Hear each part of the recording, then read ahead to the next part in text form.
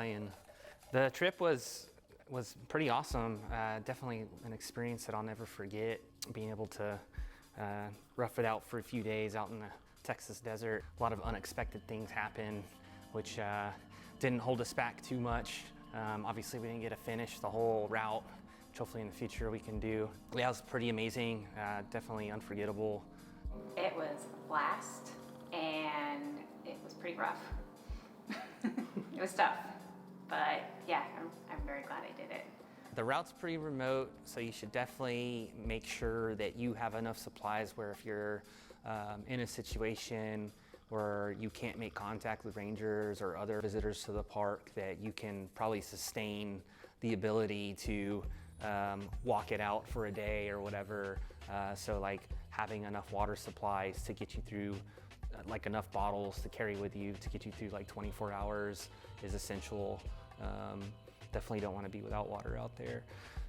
The route was definitely, parts of it were what I expected because I had actually ridden parts of it before, but a lot of it wasn't what I was expecting, or specifically the single track leading up to the Tres Papalotes. Challenging single track to ride on a bike without camping gear on it, especially because it was all climbing.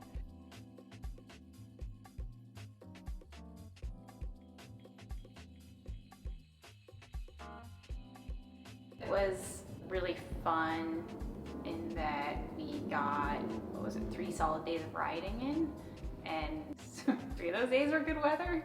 Yeah, really beautiful weather, amazing scenery, some extremely challenging terrain to ride, but also some really fun single track, beautiful camping, full moon, just everything was stunning, it was gorgeous.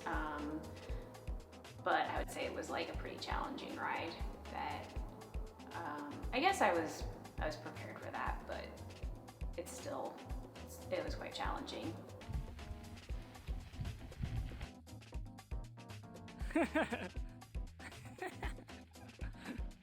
Got it. I knew that we were going to encounter a lot of washes, super sandy washes. Actually had a bag fail on me while I was out there, so that was pretty difficult. Some of the climbing was difficult with the weight of the bicycle. So I would have probably distributed my weight a little bit different on the bicycle if I did it again, or use a different bag setup. I think it's a really good idea to ride a 3-inch tire or something close to a 3-inch tire out there. I was on a 29 by 3-inch tire, which helped a lot for the chunky stuff.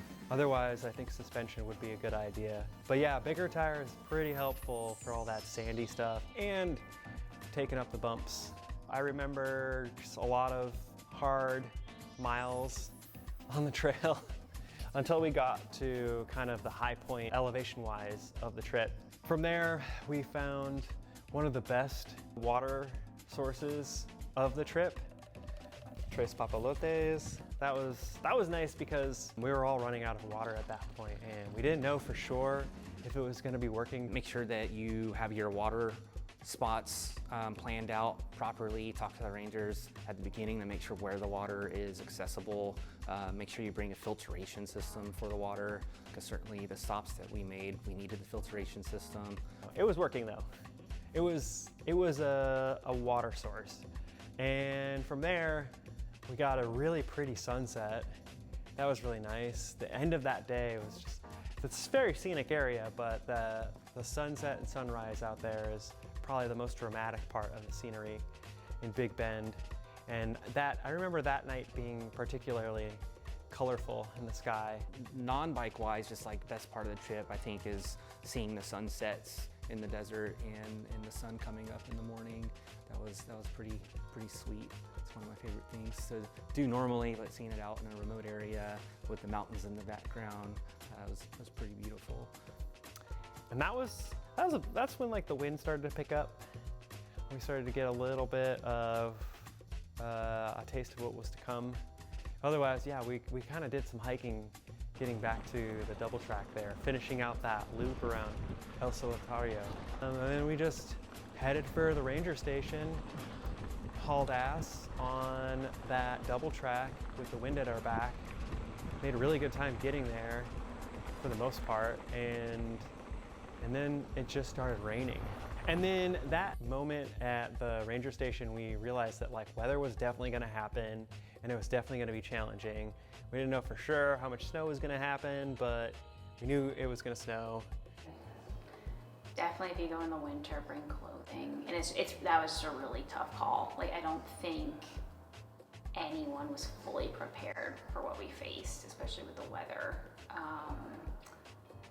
I would have brought waterproof gloves, but then again, you could be out there and it could be like highs of 80 entirely. It's a complete crapshoot. Yeah, I would just say like, you might want to be better safe than sorry and bring like you should bring some warm clothing.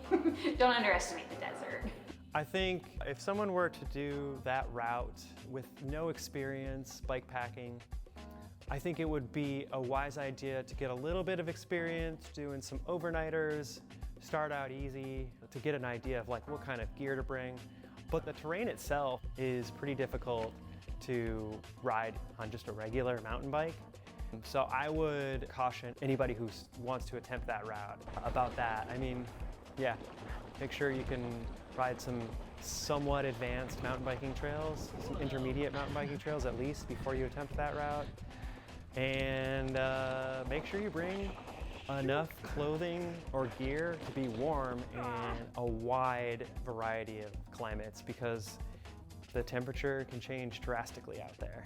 Going forward, this is part of kind of, well, for me, it's part of like a monthly trip that I've been doing with Calvin for the last few months since we met, doing bike packing trips.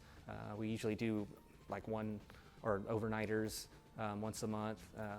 Hopefully we can do more of these longer trips and maybe bring some customers and other people at the shop with us on more guided adventures and better supported ones, something where people can join up with minimal experience and kind of have that experience with us.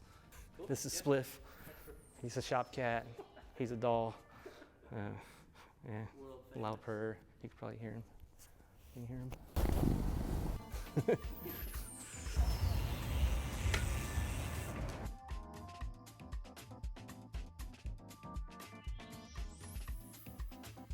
You know, Big Spring and